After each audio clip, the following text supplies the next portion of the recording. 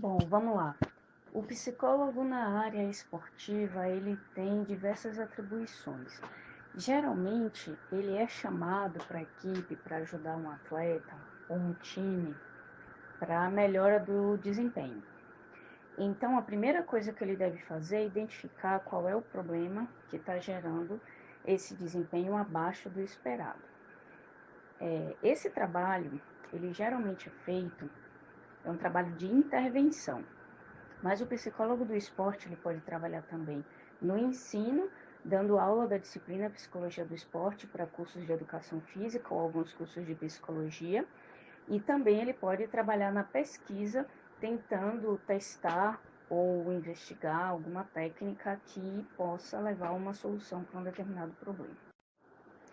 O psicólogo do esporte ele pode trabalhar também na iniciação esportiva, o esporte infantil, que muitas vezes a criança ela começa a praticar atividade física por recomendação médica ou porque tem algum problema de muita agressividade, os pais acham que tem uma agressividade muito alta, problema de relacionamento, de adaptação social. Então o esporte muitas vezes ele serve de maneira educativa para as crianças.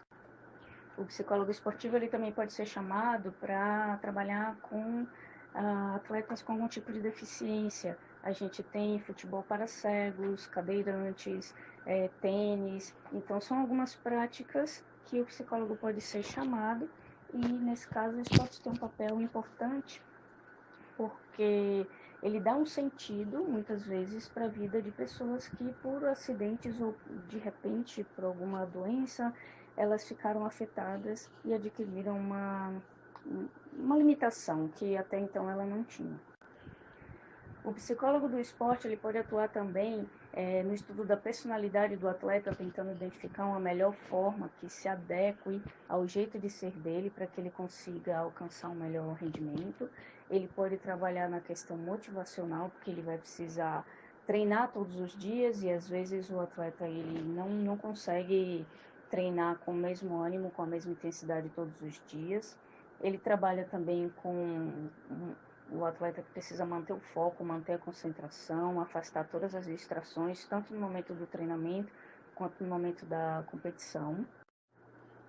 Outra área que eu consigo me lembrar é a área de recuperações de lesões esportivas. Muitas vezes um atleta de alto rendimento, ele pode sofrer uma lesão e os planos dele acabam ficando frustrados, ele não vai conseguir participar de competições que ele achava que ia participar.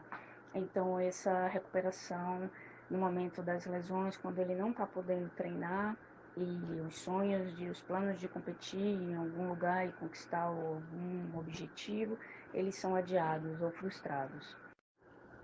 O psicólogo do esporte ele está sendo chamado também para trabalhar em questões como ansiedade, como estresse, devido ao excesso de treinamento, é o chamado burnout, o treinamento excessivo, ele acontece muito, esse fenômeno burnout, não só nas empresas, mas também entre os esportistas.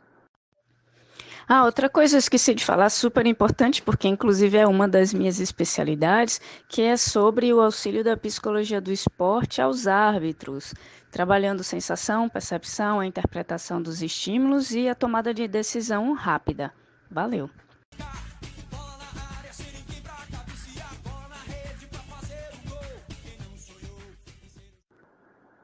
Sobre a segunda pergunta, os pontos positivos da área de atuação. No meu caso, eu só posso ver pontos positivos, porque a pessoa ela chega com alguma queixa, alguma demanda, e a gente tem condições de cuidar, de tratar, de tentar superar aquele obstáculo. O mais legal é que eu faço isso com pessoas que estão envolvidas e têm a mesma área de interesse minha, que é a atividade física, o esporte. Geralmente são pessoas que prezam pela vida saudável, boa alimentação, cuidando do corpo, cuidando da mente. Então, é uma área que eu particularmente gosto muito.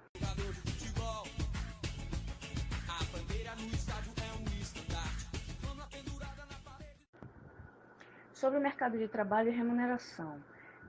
Na minha carreira, eu nunca mesmo eu fui psicóloga contratada, regime CLT. Então, eu imagino que os meus colegas que têm um contrato com um clube ou alguma equipe, eles estejam recebendo mais ou menos o que um psicólogo que trabalha num hospital ou numa empresa recebe. Me disseram que esse valor hoje está em torno de 2.400, Enfim, é um salário complicado para uma pessoa que tem nível superior. Às vezes, pessoas que não têm nível superior trabalham com outras coisas, elas conseguem essa remuneração mais facilmente, às vezes, eu acho.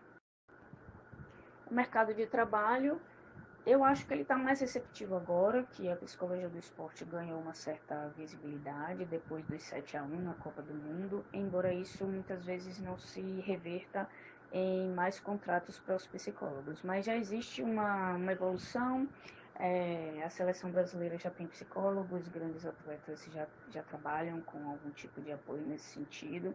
E no meu caso eu escolhi trabalhar como uma psicóloga clínica. Eu visito o treino da pessoa uma vez na semana, 2 vezes na semana, ou a cada 2 semanas, a cada 15 dias. Trabalho com grupos de atletas, procurando unir atletas da mesma modalidade e que não sejam adversários. E vou trabalhando em consultório, vou atendendo, fazendo sessões individuais ou grupais, no modelo mais clínico, porque não tenho realmente um contrato fixo, com um valor fixo.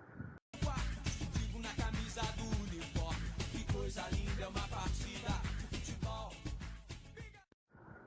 Acho que os limites e os desafios do psicólogo na área de psicologia do esporte às vezes, lidar com pessoas que estão em determinada posição e que, por não conhecer muito a área, elas não acreditam na psicologia.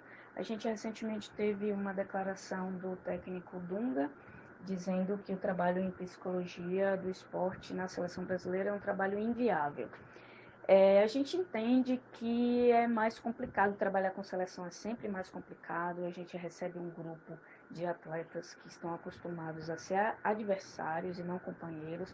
Existe um momento de adaptação, é mais difícil realmente, mas não chega a ser inviável. Se outras equipes do mundo conseguem fazer, acho que ainda depende do reconhecimento de que a psicologia do esporte vem para agregar valor, vem para trazer coisas melhores, mais facilidades, melhor desempenho e um ambiente mais legal de trabalho. E em alguns ramos isso ainda não é reconhecido por algumas equipes, por algumas seleções. Então a gente tem realmente que continuar tentando montar nosso espaço, conquistar nosso espaço da psicologia para divulgar a nossa prática e conseguir tentar diminuir essa visão de que a psicologia do esporte não vai ajudar, mas sim atrapalhar, né, numa equipe esportiva, o que não é verdade de jeito nenhum. Eu escolhi essa área de atuação porque eu fui atleta, eu fiz natação começando nos 11 anos até os 18. Quando eu escolhi praticar outro esporte, que no caso foi o tênis é um esporte muito mental, ele depende muito de estratégia, então no tênis eu consegui ver outras formas que a psicologia poderia atuar para um melhor desempenho daquele.